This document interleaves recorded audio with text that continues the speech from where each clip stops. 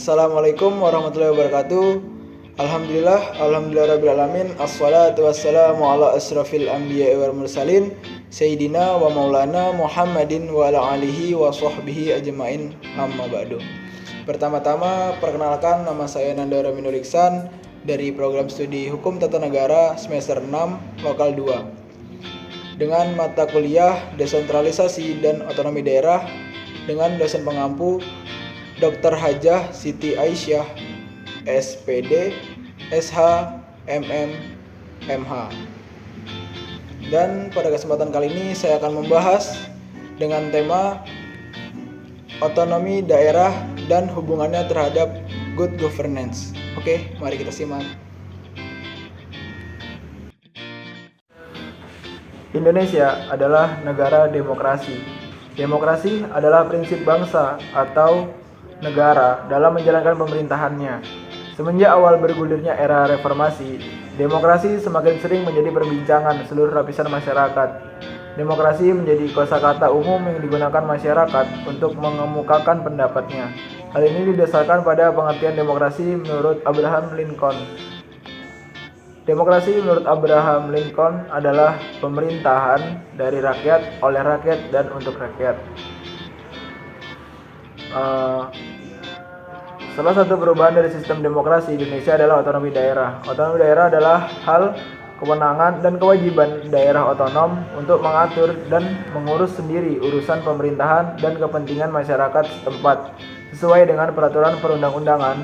Dalam hal ini, otonomi daerah diatur berdasarkan Undang-Undang Nomor 32 Tahun 2004. Peraturan ini merupakan revisi dari peraturan sebelumnya tentang otonomi daerah.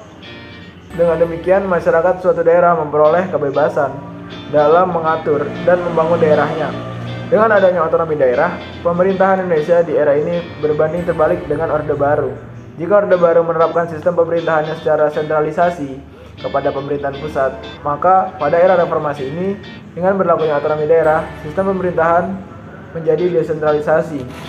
Tujuan diberlakukannya otonomi daerah secara umum yakni agar pembangunan dan pembagian kekayaan alam di setiap daerah merata, kesenjangan sosial antar daerah tidak mencolok, dan tidak adanya ketimpangan sosial.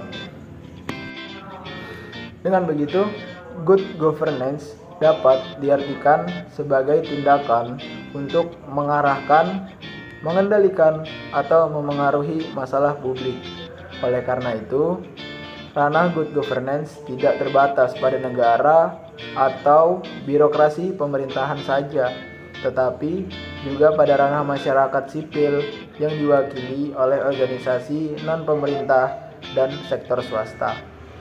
Kemudian ada beberapa kesalahpahaman nih teman-teman yang muncul dari berbagai kelompok masyarakat terkait dengan kebijakan dan implementasi otonomi daerah, yaitu yang pertama, otonomi daerah dikaitkan semata-mata dengan uang, suatu pemahaman yang keliru tentang otonomi daerah, yaitu untuk berotonomi daerah harus mencukupi sendiri segala kebutuhannya, terutama dalam bidang keuangan. Ungkapan seperti ini sama sekali tidak dapat dipertanggungjawabkan. Uang bukan satu-satunya alat dalam menggerakkan roda pemerintahan. Kemudian yang kedua, daerah belum siap dan belum mampu. Nah, anggapan yang seperti ini adalah anggapan yang salah.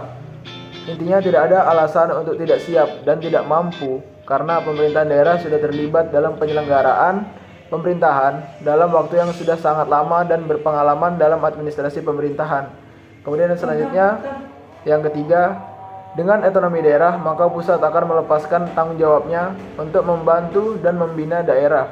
Bersamaan dengan kebijakan otonomi daerah, pemerintahan pusat tetap harus memberikan tugas dan tanggung jawab untuk memberikan dukungan dan bantuan kepada daerah, baik berupa bimbingan teknis, penyelenggaraan kepada pemerintahan yang ada di daerah, ataupun berupa dukungan keuangan. Yang keempat, dengan otonomi daerah, maka daerah dapat melakukan apa saja. Daerah dapat menempuh segala bentuk kebijakan apa saja sepanjang tidak bertentangan dengan ketentuan hukum dan undang-undang yang berlaku secara rasional. Kemudian yang kelima, otonomi daerah akan menciptakan raja-raja kecil di daerah dan menghilangkan korupsi di daerah. Untuk menghindari praktik kekuasaan tersebut, pilar-pilar penegakan demokrasi dan masyarakat madani atau masyarakat sipil seperti partai politik, media massa, Komisi Pemberantasan Korupsi atau KPK, Komisi Ombudsman, Komisi Kepolisian, Komisi Kejaksaan, dan LSM.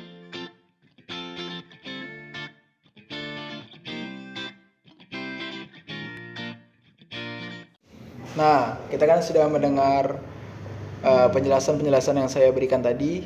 Oke, bagi teman-teman yang ingin memperdalam tentang desentralisasi dan otonomi daerah, maka ayo langsung saja kita belajar bersama-sama di Universitas Islam Negeri Sultan Haji Muhammad Idris Samarinda atau UINSI. Ayo kita bersama-sama kembangkan bakat kita, wawasan kita di Universitas Islam Negeri Samarinda ini. Oke, see you. Bye-bye. Nah, sudah kita simakkan tadi penjelasan dari saya. Sekian dari saya. Wabillahi taufiq wal hidayah. Wassalamualaikum warahmatullahi wabarakatuh. Bye-bye. Capaian ini juga didukung dengan prestasi akademik dan non-akademik dari Civitas Akademika, serta pegawai UINSI Samarinda, mulai dari tingkat nasional hingga internasional. UINSI Samarinda berkolaborasi dengan menjalin kerjasama dalam dan luar negeri sebagai upaya untuk mendukung terlaksananya Tridharma Perguruan Tinggi, termasuk persiapan implementasi Merdeka Belajar Kampus Merdeka.